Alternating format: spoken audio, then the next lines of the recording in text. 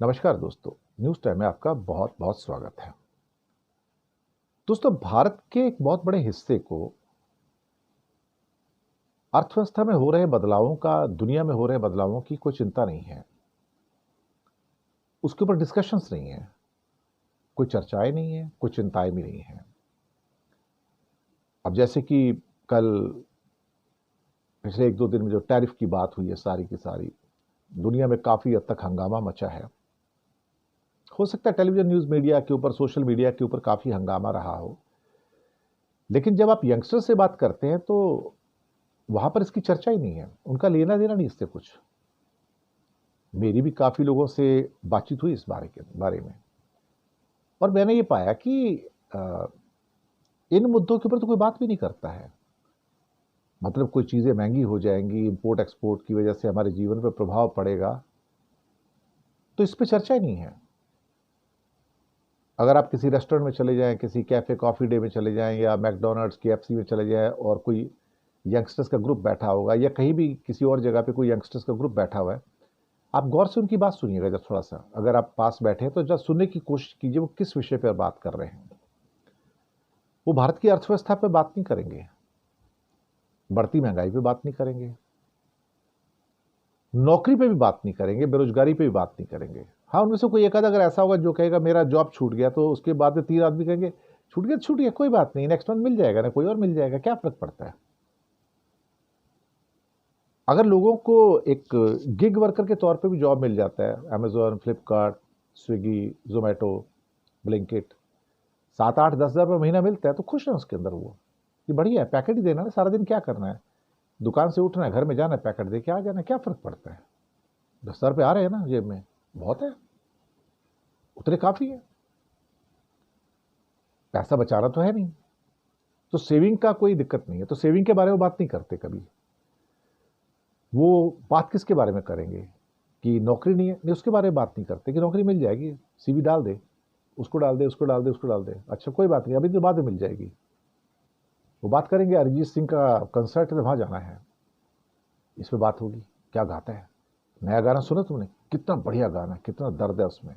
लोग उसके साथ आइडेंटिफाई करते हैं, उनको लगता है ये शायद मेरी स्टोरी है, मेरी या किसी और लड़की की, या लड़की किसी लड़के के साथ जो स्टोरी है ना, ये उसकी स्टोरी है। वो आइडेंटिफाई करता है उसके साथ में, उसकी बात करता है। वो बात करेगा, कॉफ़ी पिएगा, चाय पिएगा, आराम से बैठ के बात करेंगे, या कोई हो सकता है कोई बर्गर वगैरह खा रहे होंगे, किसी फिल्म की बात करेंगे, स्टार की बात करेंगे। वो स्पोर्ट्स की भी ज़्यादा बात नहीं करेंगे। स्पोर्ट्स में कुछ लोग होंगे जो क्रिकेट की, IPL वगैरह की बात कर रहे हैं तो कर लें, टेस्ट मैच चलेगा तो उसकी बात नहीं करेंगे। वनडे वगैरह की हाँ बात कर लेंगे, हाँ आज वनडे है, इंडिया पाकिस्तान है, इसका है उसका, चल देखेंगे थोड़ा सा। लेकिन उसके बीच में क्या बात होती है, उसके बीच में बात होती है कि अच्छा अच्छा आ जाओ सब एक साथ में पार्टी मनाएंगे, तो मैच एक बहाना बन जाता है। तो फिर शराब वगैरह और बाकी चीज़ें आ जाती हैं, तो वो एंजॉय करते हैं उसको। लेकिन वहां पर कोई अगर राजनीति की बात हो या अर्थव्यवस्था की बात हो, ऐसा कुछ है ही नहीं, बिल्कुल जीरो। महंगाई के ऊपर तो मैंने कभी बात करते नहीं सुना उनको, वो बात करना भी नहीं चाहते उसके ऊपर। और जो टैरिफ वगैरह की बात हो रही है, कहता आई डोंट नो क्या हो रहा है, मुझे बताओ जरा हुआ क्या है। अच्छा अच्छा, अमेरिका ने कुछ लगा दिया क्या, ओहो, बैड ना, वेरी बैड, हाँ क्या कर सकते हैं, लेकिन चलो आगे चलो, तो एक मुंह बनाएंगे और आगे चले जाएंगे। लेकिन ये बदलाव है, ये बदलता हुआ एटीट्यूड है यूथ का, कि वो अलूफ हैं थोड़े से इन चीज़ों से। उनका राजनीति से, इकोनॉमी से, महंगाई से, बेरोजगारी से कोई रिश्ता नहीं रह गया अभी। वो उससे डीलिंक हो चुके हैं, ब्रेक ले लिया उससे। तो मैं कोई कहा ना, मैं एक सोनू निगम का या श्रेया घोषाल का या अरिजीत सिंह का जो कंसर्ट उनके लिए ज़्यादा इंपॉर्टेंट है, और वहाँ जाएंगे, वहाँ एंजॉय करेंगे, तो वो उनके लिए एकदम से कभी नहीं जा पाए तो कहते हैं अफसोस है, टिकट बड़ा महंगा था ना, तो चलो कोई बात नहीं, नेक्स्ट टाइम देखेंगे, आएगा तो पैसे इकट्ठे करके रखूंगा। अच्छा, पैसा जोड़ना भी नहीं उनको, मकान खरीदना भी उनकी प्रायोरिटी में नहीं है, जो है चल रहा है ठीक है, life is okay fine, no issue. तो क्या वो एक बिंदास किस्म की लाइफ बन गई आज की डेट में।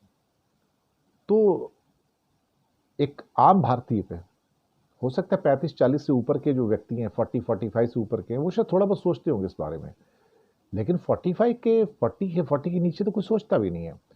और अगर आप 18 20 25 साल के युवा हैं, 30 साल के युवा हैं, फिर तो ये मुद्दा ही नहीं है आपके यहाँ। अमेरिका में महंगाई होगी तो लोग सड़कों पे आएंगे, यंग भी आएंगे, बड़ा वहां पे कोहराम मचता है साथ। यूरोप में भी है, इंडिया में नहीं है। डायमेट्रिकली अपोजिट है बिल्कुल वहां के यूथ से।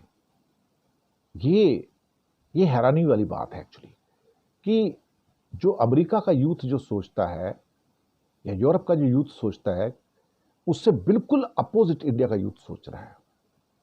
और ये बदलाव मुझे अचंभित नहीं करता है। शायद यहाँ की जो राजनीतिक व्यवस्था है, सामाजिक व्यवस्था है, उससे वो अलूफ होता जा रहा है। धर्म के प्रति तो कई बार वो कट्टर हो गए हैं एकदम से, मतलब भगवकवादी हो गए अधिकतर। लेकिन शायद इन चीज़ों को लेके, महंगाई, बेरोजगारी, अर्थव्यवस्था, टैरिफ, इससे कोई लेना देना नहीं है। तो ये अखबार भी नहीं पढ़ते, न्यूज़पेपर नहीं पढ़ते, ये खरीदते भी नहीं न्यूज़पेपर। उनका मानना है कि न्यूज़पेपर खरीदना बेवकूफ़ी वाला काम है, हम तो मोबाइल पर सब पढ़ लेते हैं। बहुत बड़ा चेंज है ये, और शायद हमें इसको समझने की ज़रूरत है। इसको कंडेम करने की या क्रिटिसाइज करने की ज़रूरत नहीं है, हमें समझने की ज़रूरत है इसको, कि ये नई जनरेशन जो भारत की है, वो शायद हमारी जनरेशन से या हमारे इवन बाद वाली जो जनरेशन उससे काफ़ी अलग किस्म की जनरेशन है। तो we have to understand them and respect them also. शुक्रिया।